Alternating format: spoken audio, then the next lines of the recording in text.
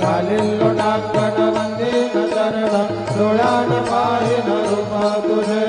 प्रेमे हरिण आनंद पूजन भावे ओवाळीन मने नाम त्वमेव माता च पिता त्वमेव त्वमेव बन्धुश्च सखा त्वमेव त्वमेव विद्या द्रविणं त्वमेव त्वमेव सर्वं मम देवदेव कायेन वाचा मनसेन्द्रियैर्वा बुद्ध्यात्मना वा प्रकृति स्वभाव करोमि यद्यत् सकलं परस्मै नारायणायेति समर्पयामि अच्युतं केशवं रामनारायणं कृष्णदामोदरं वासुदेवं हरे श्रीधरं माधवं गोपिकावल्लभं जानकीनायकं रामचन्द्रं भजे हरे राम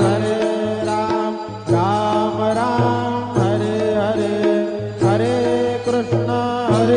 कृष्ण कृष्ण हरे हरे